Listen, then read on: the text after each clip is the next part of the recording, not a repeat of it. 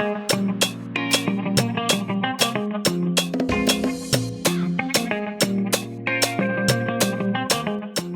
to Offshoot, the Fident Capital podcast with host Kevin Choquette. Offshoot is a curiosity-driven conversation that features a wide range of real estate and business professionals. In each episode, we unpack the knowledge, vantage point, and domain expertise of our guests. Then we move beyond the facts and figures and dive into the personal habits and mindset which allow them to be high performers in their respective field. This podcast's objective is simple: supporting entrepreneurs, fostering relationships, and uncovering meaningful conversations that positively impact business.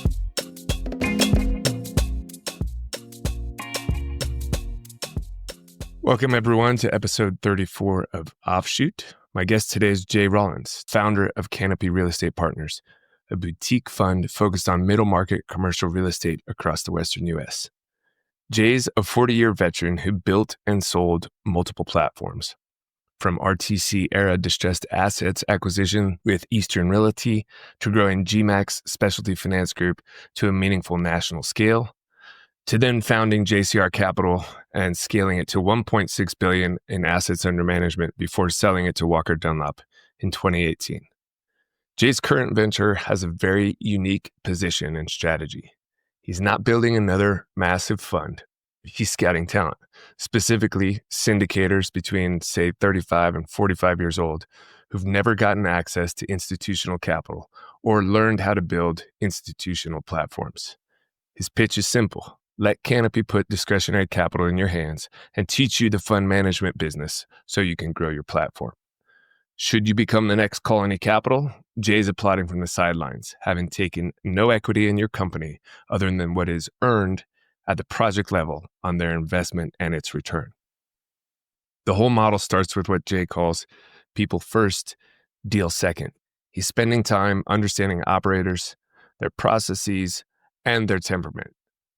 Then they'll do one or two deals together as a dating period. If it works, Canopy offers an equity facility, say a $30 million training fund, if you will, where they sit on the investment committee and help the sponsor build institutional quality operations. It's not just about doing deals and allocating capital. It's about passing top-tier system audits, getting reports dialed, and understanding how to manage discretionary institutional capital. What's really compelling about his approach is Jay's matched the product to investor appetite versus a typical sponsor who's simply selling the dream. Canopy's built to behave like a real estate bond. There's a 6% current return, 4-year duration, and an 18 IRR at exit, with only 50 to 55% leverage across the entire portfolio.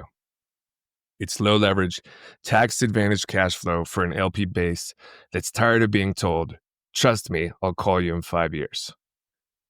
Listen in as we cover why having discretionary capital in the middle market is a massive competitive advantage, how the syndication market's cyclicality provides lots of money at the wrong time and no money at the right time, the value in building a general partnership that's above and beyond promote and fees, why Jay looks for sponsors who have analytical skills combined with sales skills and that intangible trustworthiness factor, how people overcomplicate commercial real estate with acronyms as a way to keep others out of the business, how allocating promote and proper vesting structures drives alignment within real estate teams, the process and pain of selling a company, including the surprise SEC audit that JCR endured during Walker Dunlop's due diligence.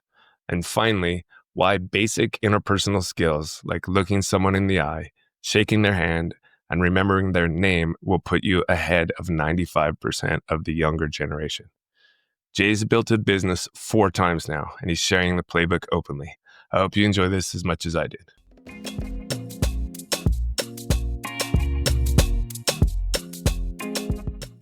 Jay, welcome to the podcast. Thank you for taking some time this afternoon to speak with me. I appreciate it. Oh, well, thank you, Kevin. It's great to be here. Yeah. Look, I know you and I are going to get into it because I know you to be a pretty analytical guy. But let's start with Canopy Real Estate Partners. Your current venture, just, maybe tell me what you guys are doing over there and we'll break it down from there. But love to just learn more about that. Sure. So I think most of the audience knows me from JCR Capital, and that was a platform, a commercial real estate finance platform that I formed in about 2010 and grew that. We ended up selling that to a public company in 2018, and then I hung around a little bit to work on uh, the the assets that we had. But I was getting to the Canopy piece was an interesting journey because it really started out with me wanting to invest my own balance sheet in commercial real estate because I saw as we were coming out of, and we're still coming out of, but as we were coming out of this interest rate rise, which I call the great interest rate rise, that created a lot of distress. I saw a tremendous opportunity to buy middle market assets. And I said, well, I really would like to add that to my portfolio, but I really don't want to start over again and build a company from scratch and accounting and operations. And it was really a journey of, how can I be impactful, take this 40-year career in commercial real estate and continue on, but do it in a manner that is beneficial to the people I work with and accomplishes the goals that I want is to buy middle market commercial real estate. So that led me really to start thinking a lot about structure. And where I landed on that was, I think there's a generation of great real estate minds, younger talent, guys between the ages of 35 and 45 that had been syndicators and never really got access to institutional capital or how to build institutional capital platforms. And when people start out in this business, they typically start out just syndicating friends and family money. And then you get into that and you just become a syndicator, and that's really all you know. And there's nothing wrong with that business, but it has its pitfalls. And I think those pitfalls were getting exposed um, i- over the last few years. And my thinking was if I could partner up with some of this young talent, somebody that has a syndication business, and that I could tell them about the opportunities in discretionary institutional capital business, I could form partnerships and they have operational expertise or they have operational businesses, and those operations can be used to form the backbone of Canopy. And that's really how this thing came about. And so it was me wanting to work with a younger generation of real estate sponsors, me bringing the years of institutional LPs and raising capital in an institutional manner to a group of people that haven't been exposed to that, with really the idea of let's create the next Barry Sternlichs, let's create the next Wes Edens. Why not you? And let's find this talent and let me help you really uh, bring you to your full potential. And that was really the starting embryos of Canopy. Okay, so let's go. I'm 43. My business partner and I have done, let's say, 6 multifamily um, value add deals. We've either done them with 1 or 2 high net uh, partners who've kind of given us reasonable economics, or we've done syndications. How do I, assuming that like I look and feel the way that Canopy would want um, me to look as a sponsor, where does the rubber hit the road? How do you start to partner up with somebody like that? Like, what's it look like from a good start to starting to say, okay, hey, this is a fork in the road. You could travel this way with me, and it might look, as follows. Right, that's a great question. And to be really candid, we've been working out a lot of these, questions and nuances along the way. We think we have pretty compelling story at this point, though, where the direct answer to that is a couple things. One, we're spending a lot of time. We like to use the term, we're people first and deals second. Mm-hmm. We don't want to be known as an allocator. We don't want guys just showing us deals and saying, hey, I got a multifamily deal in XYZ. Do you want to do it? We're about the people behind the deal. And so we would say to you, okay, if I didn't know you, we'd say, you know what, we need to spend some time together. You need to come out, or we need to come out, show us your operations, show us your properties, show us your process. How do you think about the business? And so we're spending a great deal of time um, getting to know the people and picking the right people. I really feel like I'm in the talent business. And I'm kind of like the guy who goes to high school football games on Friday night, and I'm looking for D1 talent, and I'm looking for, maybe there's a guy on the field that could play on Sunday someday. Mm-hmm. And that's really how we start. So we kind of pass that test, and then we know that nobody wants to get married on the first date. So, you know, once we're comfortable, then it's like, okay, well, let's look at some deals together. What do you have? Let us be we'll be an LP here. And typically our first deal with somebody, sometimes they don't, they're a little skeptical, so they don't really want to put in too much money, but, and that's okay. We can bring, you know, the majority of the LP stack. We can bring GP capital. We're flexible in that way. Um, but our stock deal with someone that you just described would be, hey, why don't you bring 49% of the equity? Because we want people to continue to raise money. It's a skill set. And we'll bring 51 because we do want to have control. But we say on that 49, you promote it the way you want. And on our 51, we'll talk about how you're going to promote us. It's going to be different than how you promote your guys, because we're bringing what we think is intellectual capital. But let's do a deal together. Let's see how it works on managing it, and somewhat of a dating period. And if we do one or two deals and we like what you're doing, then the next step in that journey would be, we would offer you a facility, which is basically a programmatic joint venture where we'd allocate, here's $30 million. You have 18 months to put it out. Let's kind of get to our game plan around how we want to do it. We'll sit on investment committee with you. And that's another stepping stone into your journey on managing institutional capital. Okay. And then the first part I get, as far as like putting in an LP, and I don't want to get too technical on promote splits. I think we'll get diminishing results there.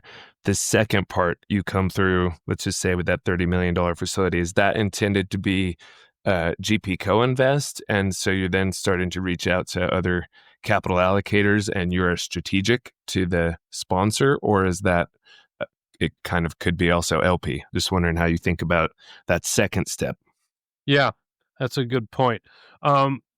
We are not looking to bring in allocators. Okay.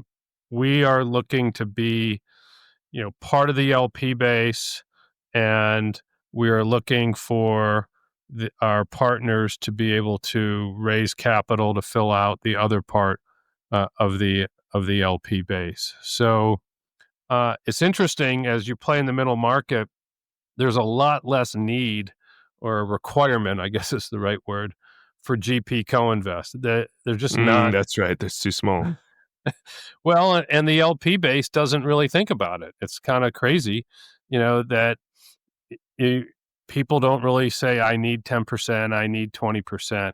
So one of the things we found, because in our GP co-invest business, which we have, it's been harder to deploy that because it's not really a requirement in the middle market. So what we're doing with these facilities, like, we're going to say, we want you to bring pick a number, 20%, 30% of the capital from your LP base, and we'll talk to you about how much money we want you to put in.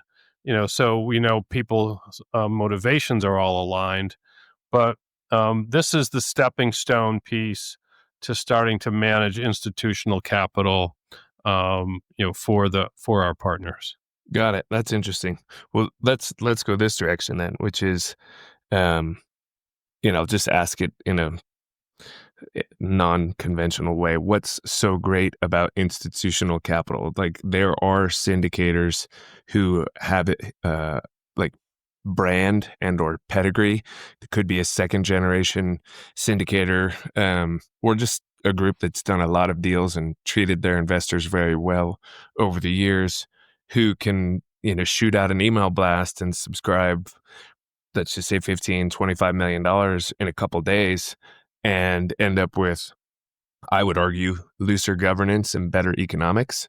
Whereas if you go institutional, it tends to be that the power changes. I'm just curious how you think about the win-lose, the trade-off, the benefits of being institutional versus syndication. I could argue the other side, but I'd love to hear your perspective. No, you're absolutely right. Listen, I am not here to poo-poo or badmouth a syndication model. There's lots of advantages to a syndication model. The biggest advantage to the syndication model is you're not cross-collateralized, and you can achieve better deal-by-deal economics. I mean, those are the two reasons that you do it. The reasons you go to institutional capital is, one, it's discretionary, and you have a fund, you've got money to deploy. Extremely powerful in the middle market to walk up to the brokerage business and be one of the few guys at the table that can write the check, close all cash, and move on. And where the rest of the guys bidding all have to go raise money. So, that I think that's important. I think I missed that. So your, if you will, training wheels in this sort of, here's a $30 million LP fund, it's to get them accustomed to have discretionary capital at the mothership. It's not project specific capital. So they can then go out and say, hey, look, this is what we're up to. We want $100 million. Give us the discretion to deploy this. Obviously, they have some oversight, but they're not going out on a project by project basis seeking allocated capital. They're trying to get it one and done and then go run for a bit. Yeah, and in what I've just described in our facilities, we'll be on investment committee. So, but yes, that's the basic point. Yeah, that's huge.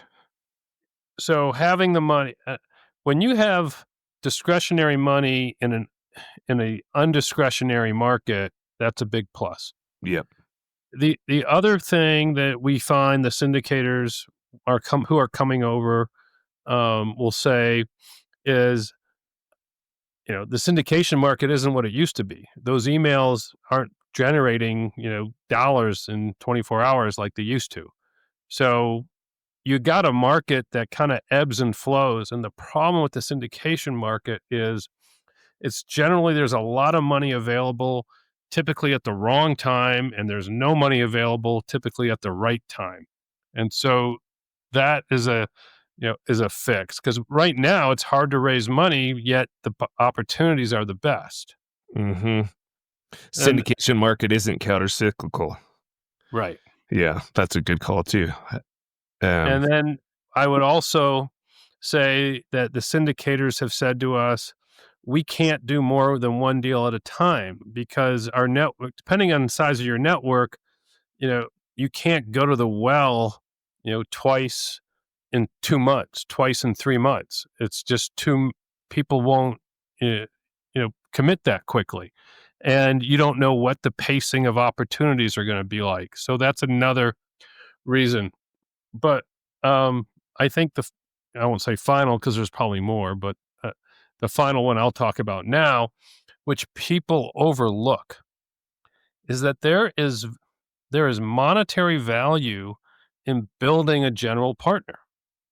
I mean, I did it. I built JCR up, and we sold it what did we sell? We sold the general partnership. We sold the AUM. And, Carlisle has taken their GP public. Fortress has taken their GP public. So if you really want to create maximum wealth in this business, that's one way to do it, because you get multiple income streams when you're discretionary capital. You get your promote, you get your fees, you get your salary, but then you're also building a business, and if you do it right, you've got real enterprise value in the business you built. I've done that. Mm-hmm. That's cool. I was definitely missing it. I'm glad we got into all of that. So where are you guys investing right now? What's is it the entire US? Is it all property types? Is it value add and opportunistic? Like, what's the target? Well, we have a smaller, we're in Fund One, I guess I'll say that. And so we have a smaller base of capital to work with, and we're working where our expertise are in Fund One. So our expertise right now is in Colorado and Arizona. Most of our focus is in Colorado and Arizona because we have boots on the ground there, which is another thing we can come back and talk about. But I think that's very important to be in a place where you have boots on the ground. And so those two, and Fund One will end up with about 10 to 12 investments. So it's not like we're putting out billions of dollars. But one of the things one of our catchphrases right now, when you say, what are you investing in? I could rattle off asset classes, and I will in a moment. But we're a boutique, and I like to say, we're a boutique fund. We're Fund One, 75 million. Using leverage, say it's 150, maybe it's 160 million. It's not a big number comparatively to, Fortress or other folks in the market. So we're a boutique, and we need to do boutique things. We need to do cool things, because Fund One is the calling card for Fund Two. And so there's no reason for us to chase mediocrity or this might work deals. I like to say we're buying irreplaceable real estate. And in a market like this, if you buy irreplaceable real estate, you're going to do well. And typically, irreplaceable real estate is surrounded by good demographics. So we'll kind of start with that. And it should be like a cool piece of real estate that is in a good market that we can buy now at a very good basis. So, for example, one of the things we've been buying quite a bit of is neighborhood retail that has a entertainment-oriented tilt to it. And this is specifically in Denver, in the Denver suburbs. Like, what's happening in Denver is that the downtown is not doing well. People are not going to the office. People are staying at home in the suburbs. They're not going downtown for entertainment. They're staying more local. So they want restaurants there. They want a place they want date night there. They want family time there. And so these shopping centers are becoming very service oriented. There might be the coffee shop, nail salon, Pilates studio, a nice restaurant, more of a sports bar restaurant. I mean, that's a theme that we're seeing play out in suburban Denver that we have taken advantage of. So to click off asset types, the neighborhood retail. Another interesting thing that we're seeing in more in the Phoenix area, we haven't seen it as much in Denver, is I would say small BTR. I would say 100 units and less that have now come to the market. They started a number of years ago, maybe 2.5 years ago, but now they're getting C of O and they're underwater, and the ownership wants out because they can't. The construction loans due. It's a cash in refi. They got to go through lease up, and they're just like, this isn't going to work. There's a number of those uh, in the Phoenix market, and we bought one, and we're looking at one other. Why is that so far off? Did they over lever and rents fell on them, or why are they I having to think walk from? I think it was like an unfortunate. I don't like to say perfect storm. It's overused, but um, costs went up during the construction. Everything took longer, and so their interest accrued. Maybe they weren't capped, and so as rates went Mm, up, interest got bigger. And then in this market, rents have fallen, and they're nowhere near where they pro forma'd them. mm-hmm. So you take all that and you put it together into a basis, and it's not working. And are those trading at par on the note value, or is there still a tiny bit of equity coming back? Is there I mean, I'm sure the answer has to be it depends, but I haven't heard much about this, so I'm just curious. Are you seeing them get some equity back, or is it a discount on the note? Not a big discount, Okay. a small. I mean, we've seen the lenders. I'll use the word contribute Uh-huh. to get the deal done. Yep. We're talking, a few $100,000 to get rid of it, Mm-hmm. but they seem like the lenders have penciled them out, okay. We're not seeing a lot of lenders being underwater on this. We're seeing, again, what we're seeing in the middle market is, okay, the lenders could be like, we'll keep going, but you guys got to rebalance. And this rebalancing is, pick your numbers, 2 million, 3 million. And when you've got a syndicated model, especially if you crowdfunded, which we really even haven't talked about, Mm-hmm. um, that money isn't there. It's just not going to happen. So these guys are trying to bring it to market to get a little bit of a spiff, but at least pay off the debt. But that's that's a thing. That's interesting. Are you guys finding, I like what you said, right? Let's do cool things and buy irreplaceable real estate that's typically surrounded by good demographics. But are you finding a sufficient number of targets? Are you Yeah, busy? Yeah, cool. yeah, and we're really busy. Um, we spend part of our time looking at deals and part of our time looking at sponsors. Um, and looking at sponsors in other markets too, because we'll do one or two deals in other markets in Fund One because we want to prep for Fund Two, and in Fund Two we want to spread this out into 5 or 6 Western markets. Uh, and we feel it's important to keep these markets close to the Denver hub so we can travel to them. We're not looking to go across the country on this. But if you fast forward, if we're having this podcast 5 years from now, which let's mark that date, Hmm. um, it will be that we have 7 to 8 of these partnerships with people that we like in markets we like around the Western U.S. And we're allocating $50 million a year to 8 partners. That's a real business.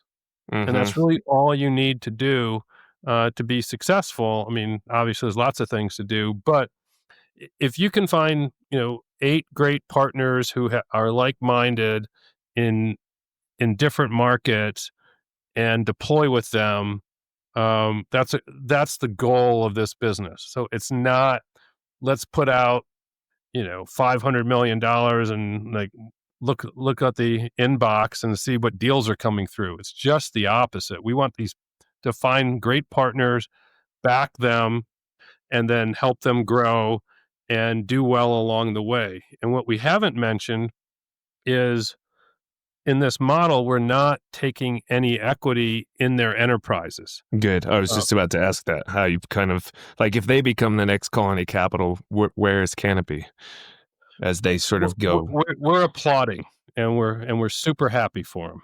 Huh. And um, because we know, the journey, isn't easy. The journey's long, and to get to the next Colony Capital, you would have to done a lot of good things along the way. You can't Hmm. have losses and get to be Colony Capital. right? Hmm. So if we're there along the way, and then maybe we are a lead in fund one with you know lead economics or something, that's fine. And what because my view of this is, you know, if we try to take i- if we're so early and we try to take a ownership interest in their entity at this point, it's going to create adverse selection. The guys who will say yes to that probably aren't the guys you want. That's right. So, so if we say, no, this is yours. You own the business. We're just here, going to help you, and we'll make money with you along the way. But if you can get to the promised land, how cool would it be 10 years from now to look back and to say, okay, we sponsored, this great firm, that great firm. Um, I view, life pays you back in many different ways. And at this stage of my career, it would be gratifying to see, those guys to be super successful. Absolutely. So without getting too mired in the details, but is the idea, go back to that first $30 million facility and you've got a seat on the investment committee. Do you create a holding co and then kind of, the new vintage of deals created by the sponsor, is deal A, deal B, deal C, all are underneath the hold co that is sort of That's where the right. governance. Okay. Yeah. It's a mini fund. It's like, let's have a practice, guys. This is going to be a $30 million fund for you, and let's get the reporting right. We're going to come in there and roll up our sleeves and work with them on operations. I mean, people don't realize that managing discretionary money, is the real estate business is one side, but you've got this fund management business that no one really talks about, which is a business onto itself.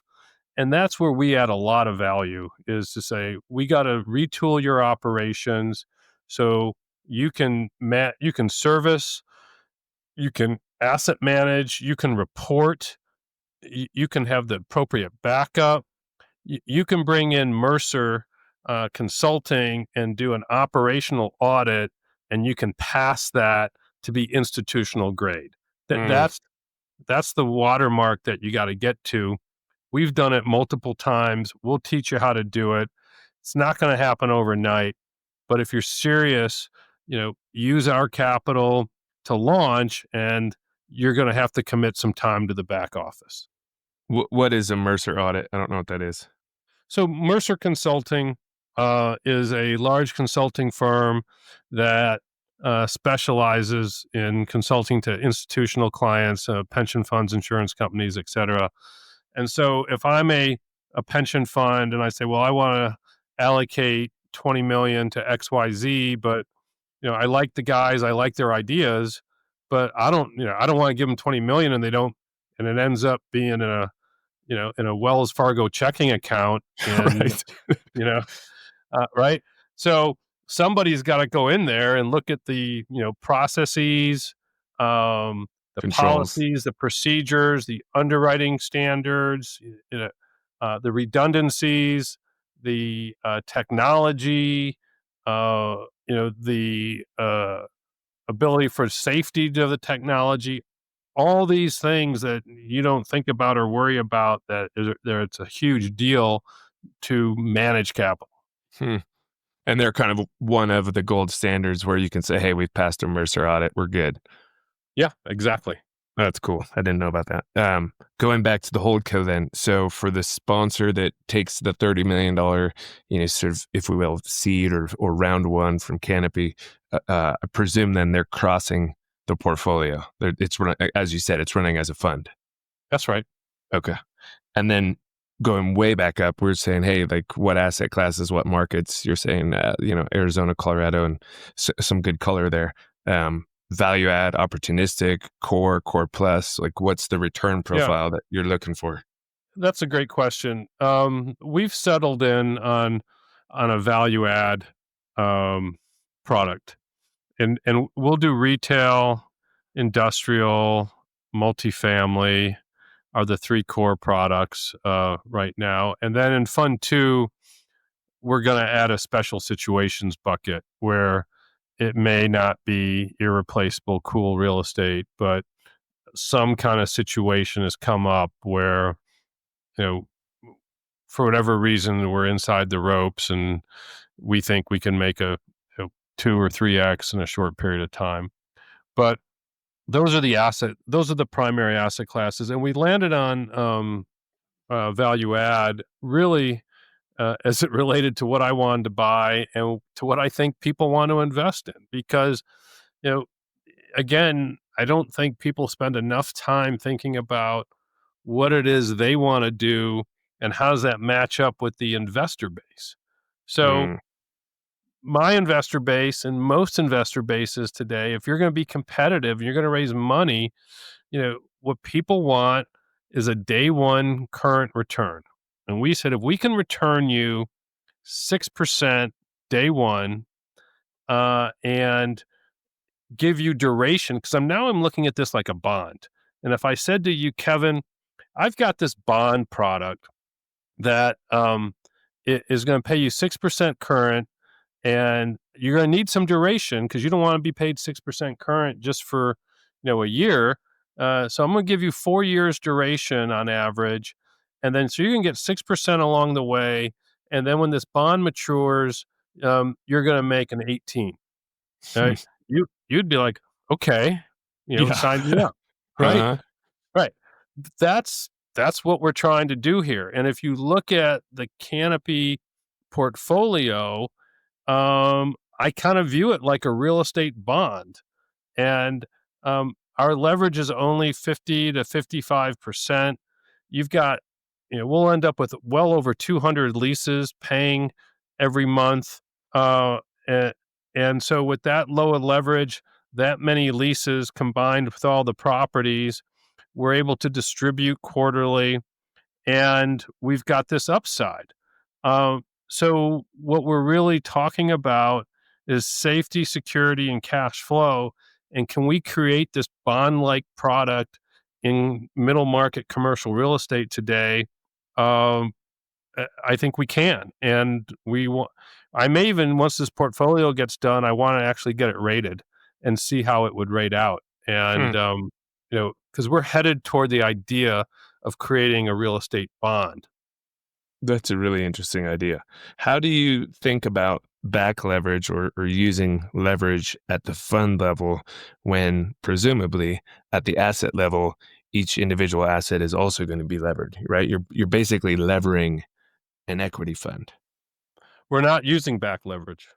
Oh, sorry. I thought I just heard you say you'd be like, oh, that's 50% leverage, but it's all just at the asset level, individual Right. pieces of, okay. Very good. Okay. Yeah. I like it. That's actually really compelling.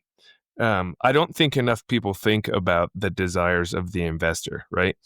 And I actually was reading up on some of your stuff yesterday, and I guess I'll get a little bit off here, but you wrote a book, Commercial Real Estate Finance Uncovered, and according to some of the stuff I picked up, lead with your calculator instead of your heart was Right. one of the messages. And I am surrounded by developers in my business, and they tend to be very visionary and passionate and actually clear in their vision, and often correct, not always, but often correct. But I don't know that they do that piece that you just mentioned, which is like, hey, zoom out. Let's go imagine that everybody in this bar is an investor. How many of them are willing to give you that money for 3 to 5 years and then figure out what they got at the end? It's very hard. Yeah. I mean, it's one of the hardest asks you ever make of anybody to say, give me $20 million. Trust me, I'll call you in 5 years and you'll see how you did. I mean, it's a lot. It's asking a lot of somebody. So, a track record, analytics, trust. I mean, it's all part of the package. And that's why when we look for, I think this will resonate with you. When we look for sponsors, we look for people who have this package. When I say I'm going to the Friday night high school games and looking for talent, what does that mean? It means that you have the business acumen and the temperament and the sales skills uh, to come across and be successful in this business. It's it certainly isn't for everybody, and we have all run into the guys in the real estate business that you walk away from and you kind of want to wash your hands. Mm-hmm. And those are not the people you want to put in front of CalPERS. But there are people, and some of these guys are young and they might need some coaching, right? And that's why you draft these college quarterbacks. A lot of them don't start the first year, right? Mm-hmm. And but you say, you've got the arm, you've got the talent, but let me help you develop you so I can put you in front of CalPERS. I mean, I don't have a problem walking into CalPERS, but I've been doing this a long time. And so that could be an intimidating thing to people. And some people you can look at and go, they can do it. And other people you're like, they're not going to do it. Mm-hmm. And so that's a big part of figuring out who do we want for talent. I really like the space. I wasn't from the website fully getting it in that you are the bridge to be able to put discretionary capital in the sponsor's hand via a fund structure. In the first instance, it's going to be sort of co-managed and somewhat tightly controlled by Canopy, but that's a catalyst for them to be able to go out into the other institutional allocators, not at the project level, but at the enterprise level. In which case, if they stay middle market, you're 100% correct. Having that discretion, having the ability to actually show a bank statement and say, hey, look, we'll close in 8 days. Like, we're good. We've already done our diligence. It's a massive competitive advantage. Sounds I like think, I need to spiff up the website then. no, I probably just need to read it more carefully. I think you guys are going to do well. You've been in the capital side a lot. I know you had some history, I believe anyway, during the RTC days as kind of more distressed asset acquisition. But I'm curious. I generally ask people like tricks for raising capital. I think it'd be easier to ask you how you see people mess it up. Like, what are the fatal flaws when they walk in the door? You're just like, yeah, no. I mean, and things that you would think maybe people should learn by now, but there's got to be some things that you see over and over, and it's just, I don't know. What are your thoughts on where people blow it when they're going out talking to allocators or investors, however we want to sort of reference it? Well, I think it just starts with there's some DNA to it for sure. I mean, it takes, uh, and this is why everybody doesn't do it, but it takes the combination of an analytical mind because all of the institutional investors are going to want to grind and understand the investment thesis and why you are proposing what you're proposing. And a lot of guys blow it right there with the glossy, trust me, this is going to be great, da da da. We're going to hit a 30. It's going to be easy. It's just like, but there's no analytics behind it. And there's Mm-hmm. no connecting the dots behind it. And so you've got to come in with an investment thesis that is supported by macro analytics and your own strategy. Then you have to have some sales skills, Mm-hmm. and uh, you have to be able to. And this is the intangible, because to be able to read a room, read a person, know when to let them talk, know when you're supposed to talk, you know, listen to objections, overcome them without being obnoxious. And that is sometimes it's taught and sometimes you just have it. And it's hard to teach if from square one if you don't have that. And so what's rare in the business is people who have analytical skills combined with some sales skills. And then the third component has to just be a trust. And that's an intangible. And I think it, like you see sponsors all the time, and there's guys that come into your office that want you to take on their deals, and there's guys that you go, they'll be successful. I trust them. I can leave my wallet in the room and walk out. I'm fine. And there's other guys you'd be like, no, I'm holding on to my wallet. And Mm-hmm. and so all those things have to come together in order to be a successful in capital raising in the institutional market. Perfect. It's really good. Um, I'm going to pivot a little bit, mostly because I'm really curious. First, I'll say congratulations. I know that Walker Dunlop took you guys, acquired you with JCR, and I guess now it's Walker Dunlop Investment Partners. What is it that publicly traded company saw in JCR that made them, go ahead and close that transaction? Well, I think, I'll say all, but most, when you're selling a GP, there's two ways to go, and we explored both of them.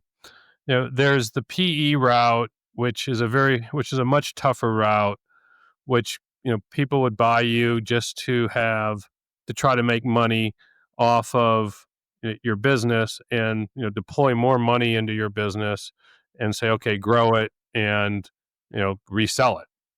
Mm-hmm. Much tougher to do. And then you have strategics, and strategics want to own your business because they feel like it's complementary to their business. And if you look at the trades that have happened over the years, the majority of them have gone to strategics. There's been public real estate companies. There's been insurance companies have been a big buyer. So at the end of the day, most of the strategics, they want to get closer to the investor base in order to expand that, and that expands their business. They want to get closer to the intellectual capital that's there, and they also believe that this business is complementary to their core business, and that's the basic strategic model. So the investor base, the intellectual capital, and the third thing you were saying is it's just complementary. It's complementary to the core business. Yeah. So Uh-huh. if you find, like, a lot of the life companies, you know, focus on debt, and it's like, hey, if we understand real estate, we understand debt, we don't have equity, it wouldn't be hard for us to understand equity. So let's buy this equity fund, and then, it's complementary to what we do. Yeah. And they can maybe amortize some of the costs a little more efficiently because they're a larger company, maybe squeeze a little bit more margin at it, immediately get access to the Rolodex of the company they're acquiring, and also get some of the execution capability that they'd otherwise have to grow organically. That's right.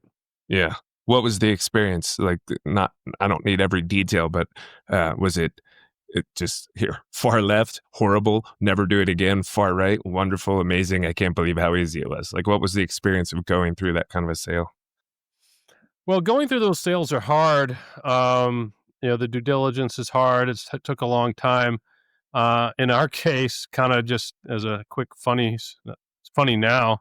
It wasn't funny at the time. We were, they were in due diligence, and then we got a surprise audit from the SEC. Routine, it wasn't a complaint or anything, but of all times for the SEC to knock on your door and say, "Hey, we want to, do a review." It's like, While oh, you're in diligence on the sale? yes, yeah, Oh, God. yeah.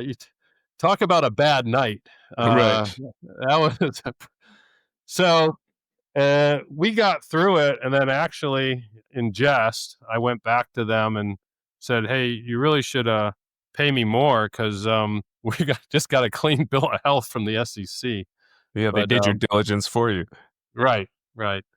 So um, the things are they're always arduous. But if the two parties are committed to do it, I was looking for a liquidity event. I mean, Mhm. and so, like, here's kind of the inside baseball on that. I mean, we were running a firm that was $1 billion of AUM probably $1.3 billion actually. And, it was a nice business, but it was 35 people. I mean, it's a lot of people. Your assets are people. You're kind of a slave to the market. You're a slave to capital raising. You're always in the market raising another fund.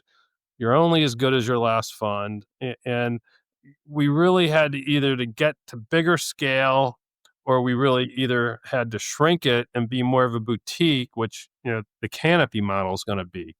Um, I felt like we were kind of in no man's land a little bit.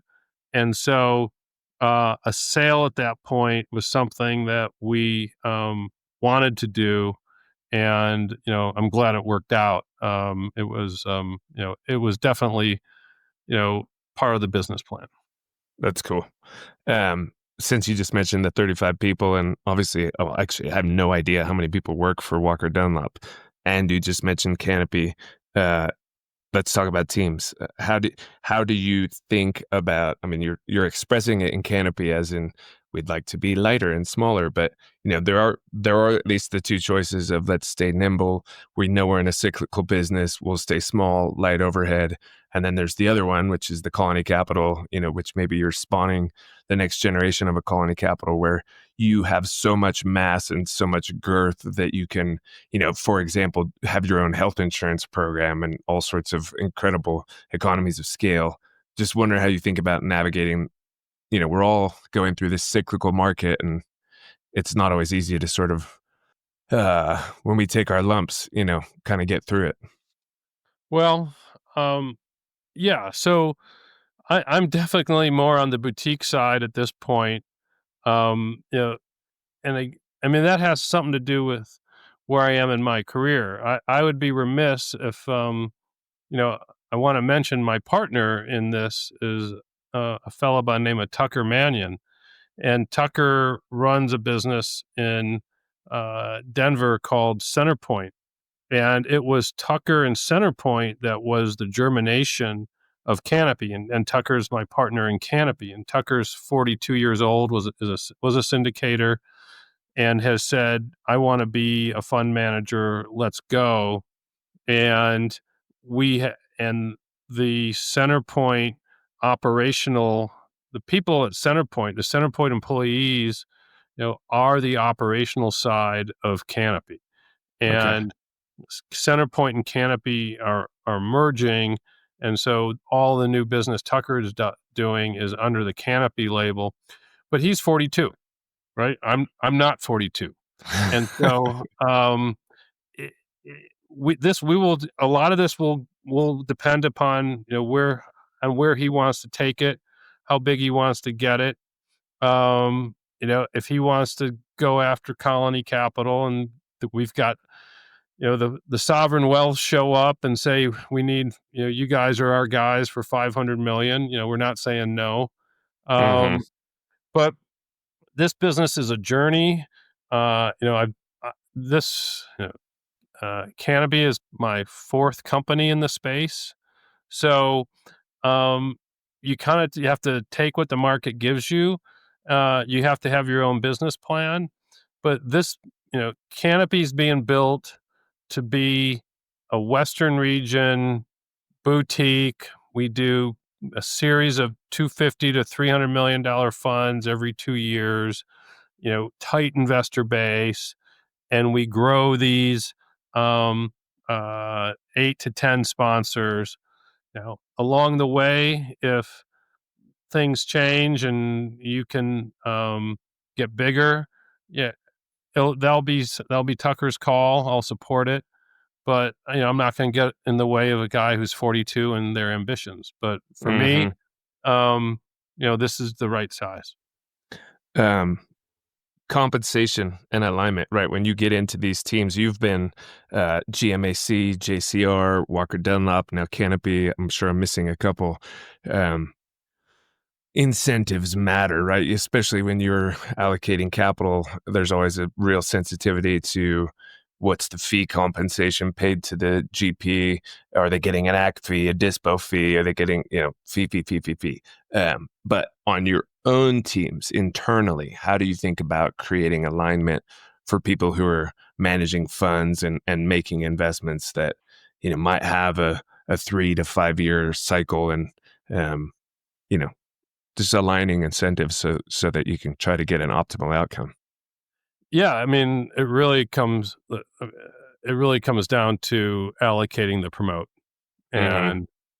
and you have to allocate uh, the promote to people who you feel are going to be impactful on driving the business. And then I don't know if this is getting into the weeds too much for people, but I guess if they're still listening at this point, maybe not. But We're good. This is the audience. but what you don't what you end up with is okay, I'm going to give you 5 points of fund one. Well, what does that really mean? No one wants to. The last thing anyone really likes doing is paying promote to a guy who's not there anymore. Hmm. So you start getting into a bunch of vesting discussions, and there's a Yep. bunch, and we've been through it all. There's cliff vesting where it you might get 10% a year for the first 4 years, and then it fully vests after four. I mean, you could pick any number you want. There's in your seat vesting that, this is what you get. You get your 5%. And as long as you're in your seat and when the money's paid out, you get it. If you leave, you don't get it. I mean, and then there's combinations in between. So it really comes down to a promote allocation discussion, and then you get into a vesting discussion. Yep. That's cool. Um, all right, let's shift to the personal side. This is the page turn here. Um, let's go back to the book. You wrote a book. I'm just curious, what's the process of writing a book? How'd that unfold for you? Maybe the same question, like hated it, never want to do it again, or it was kind of a layup. I just wonder what compelled you to do that, and how did it? Well, I How did it? actually wrote two books, so that was There you the go. first one. So I must have done it. I must have liked it Right, and did came it. back for another one. Yeah, the first book, as you mentioned, is Commercial Real Estate Uncovered, available on Amazon. And then the second book had nothing to do with real estate. It's called Boys to Men, and it's about raising sons, and it's about turning young boys into great men. And obviously, they have nothing to do with each other. That's also available on Amazon. And I've always liked writing, and so this was probably I wrote Commercial Real Estate Uncovered, um, probably like 2010, 2012, maybe. The market was not great, so I had time, Uh-huh. and I had a I had a bunch of files. And when I was coming up as a young guy, I was a banker early on in my career. I worked for as a director of finance for a home builder. Um, and then I started Eastern Realty, which was was an RTC acquisition company. And so I was a voracious note taker of, anytime there was a concept I didn't understand, or anytime I spoke, I wanted to write down ideas and present them. And so I had this like big file of just real estate information. And I said, and this was really pre-internet. I said, there's a book here. And if I could spend the time to sit down and organize all this information, I, I think there's something here. And the other thought I had was, you know, I thought people in the business tried to make it too complicated, and they tried to put a lot of acronyms around things. And it was almost a way to keep people out of the business. Like, let's make this really hard for people to understand. So we only get it. And I Hmm. wanted to break through that. And so that is where the uncovered came from. You know, you could say it's commercial real estate for dummies, but that title was taken. I didn't like it anyway. But Hmm. so that was the compelling feature. Um, I also, in the back of my mind, thought it would help raise capital, to be quite honest, and it Yep. has. Yep. Um, so, but it was a passion project for sure. I would say if anyone takes on a project like that, The first 70%, 80% isn't too bad, but getting it to final form with proofreading and pagination and indexing, that was a beast. Hmm. That's interesting. Um, of all the things that you could do, it sounds like you could have been an author. What is it that keeps you in commercial real estate? Why not, sell to Walker Dunlop and go start a sheep farm in New Zealand? I don't know. Like, why are you still here? What is it that keeps you in the game?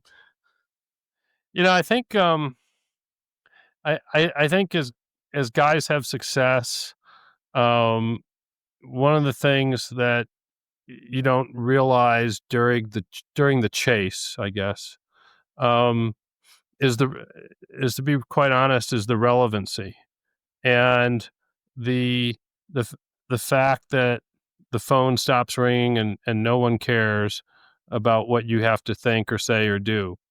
And I think that is, the reason you see quarterbacks, Aaron Rodgers, he's won't go away, right? Boxers Mm-hmm. tend not to go away. And I guess real estate guys tend not to go away. I mean, you've built a lifetime of work at this. Um, Hopefully you're respected in the business. You have a ton of knowledge. Yeah, it's a shame to just have that be erased off a whiteboard.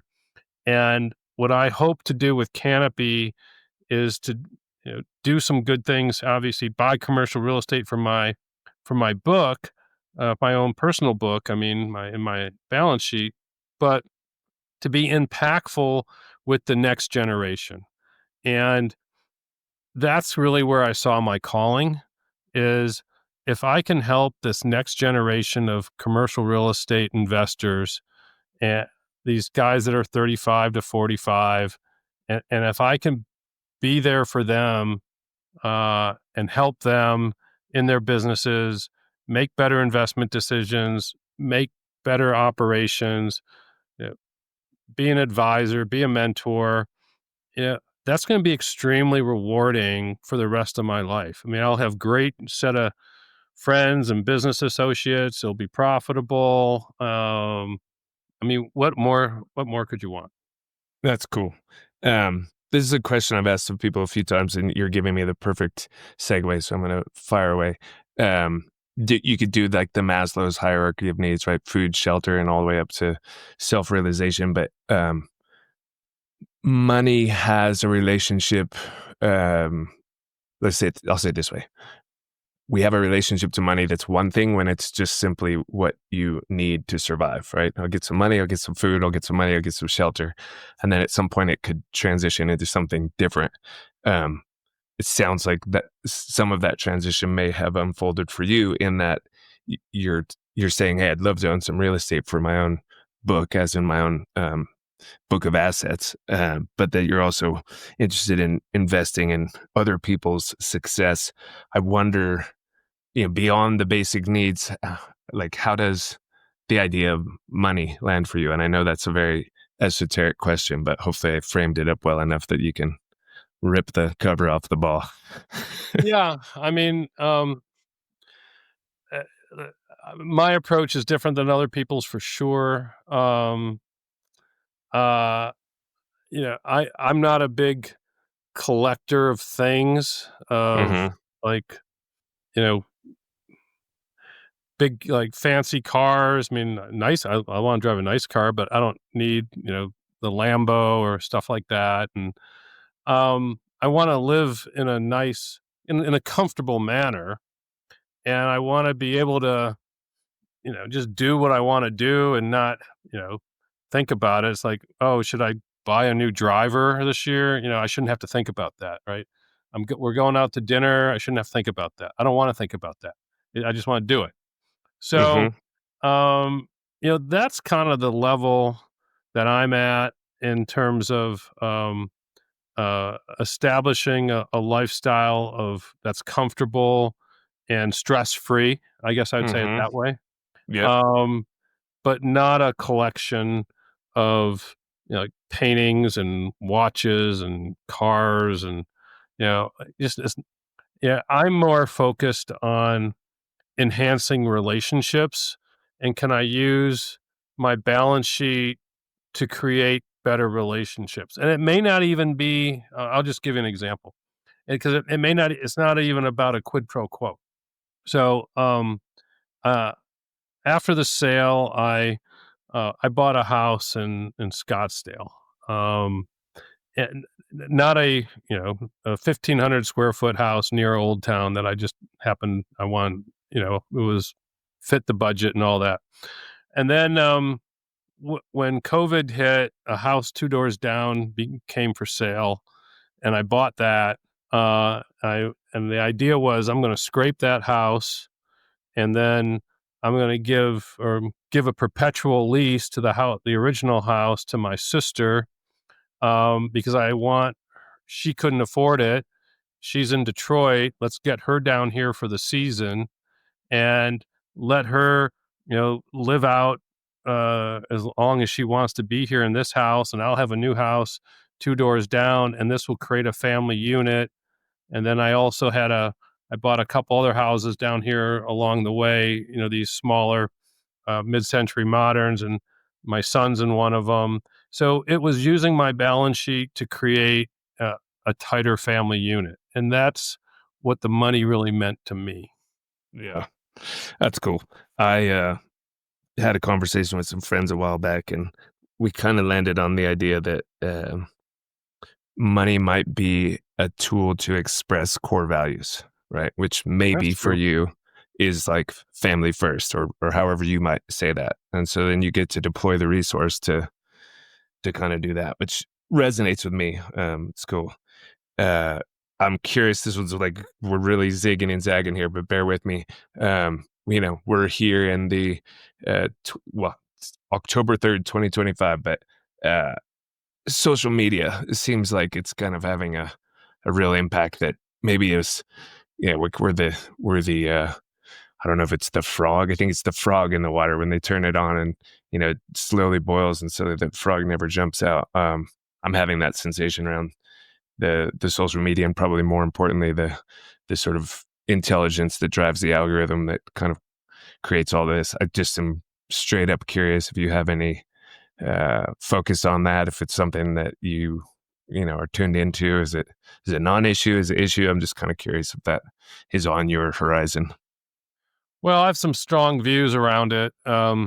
I don't know, kind of outlier, contrarian views, probably. Um, yeah, I haven't really no one's really asked let's talk about social media. I'm pretty negative on it. Um, Me too. I, uh, I, yeah, I have an Instagram account. I have a Facebook account. I have never posted anything, so I guess I'm just a voyeur on there to Mm-hmm. like see what other people are doing. Um, but I have been guilty of getting hooked into these algorithm scrolls, and I think it's a drug. I think it is. It's not good for our society, and I think when I'll go as far as saying 100 years from now, if the world's still here and you look back and the decline, I think it's going to start with the iPhone. And I, I, j- I- the amount of people that just stare at screens and won't interact, and I've told people this numerous times that I feel very fortunate that I had my career when I did. I mean, I graduated college in 1983. My business career was in the 80s and the 90s, early 2000s, before there was anything, and it really forced you to be a real person and interact and create skills with other people. And I am concerned. I have a 26-year-old son. We talk about it a lot, and I'm concerned that those basic skills are being diluted. And when I coach young people, I tell them all the time that, if you can just, which is really why I wrote the book Boys to Men, but if you can just, look someone in the eye, shake their hand, remember their name, smile, I mean, you're going to kill it, because you're going to be ahead of 95% of the other people in your generation. I mean, that if we didn't do that when I was coming up, that, you got crushed. But now that's a unique thing. So I could go on, but I'm going to pause because not not not a huge fan of what it's doing. It has its advertising purposes for sure, but just as a way of a brain drain, I'm concerned about it. Yeah, I'm right there with you. I had a conversation with a friend just the other day, and by the way, this is the first time I've asked somebody about this, and I think you're not alone. It's something that uh, I think there's a big conversation to be had here. But we've made the distinction that a heroin needle or a crack pipe, or pick your delivery device of a narcotic or some sort of illicit drug, is openly negative and bad for you, right? As a culture. Now, not everybody believes that, and that's cool. But we haven't figured out that just because there's no needle involved, this is the same thing, right? Like, this is a product that's been engineered. I don't want to sound too soapboxy here, but I agree with you. I mean, it was your words. It's a drug. I completely agree with you. So we don't need to beat it up, but I'm glad to hear that it I hope makes it me gets feel some better that traction. yeah. Yeah, It just makes me feel better that you see it the same way I do. I think there's a lot of us who are in or who are in this camp and are kind of silently, kind of like, in hushed tones talking to people about it. But yeah, I hope it gets some traction too. I was talking to another buddy, like back in the day, I had a kill your television bumper sticker on my car because I just remember thinking, this is like college, right? I remember thinking the television is just absurd. I think the new version of that is log off. yeah. Let's get out of there. Well, hey, I appreciate all your time. I'm gonna hand you the mic. Anything you want to say, just globally in closing statement, and or if you want to make any comments for, sort of your target sponsor, entrepreneur on the Canopy platform, anything at all. And anybody that wants to find Jay, you guys go online and Google up Canopy Real Estate Partners. You will definitely find him and a lot more on him. But Jay, thank you for the time, and please bring us home here. Sure. Well, like you said, all you got to do is Google my name. I got nothing. I can't have anything to hide because there's a lot of stuff on me on the internet, and I'm highly aware of that, which is all fine because it's all there's nothing bad. No But deep fakes yet. yeah, nothing yet. So as it relates to the Canopy sponsors out there, if you're a real estate investor and you're in your 30s or 40s, and no one's ever taught you, there was no class on how to raise institutional capital or how to be a fund manager, that's the lane that I'm carving out to help with, and to build a SEAL Team 6 of great real estate managers throughout the Western United States. And if someone feels like they want to be on that team, they have what it takes to be on the SEAL team, then let me know. I'd love to meet with you. Cool. Jay, thanks again for your time. I appreciate it. And listeners, my production guys always tell me this, so I'm going to say it one more time. Write a review or follow us or like us, do all your digital things, and it beats the algorithm we were just talking about. Jay, love it. Thank you for the time, and have a great afternoon. Thank you, Kevin. All right.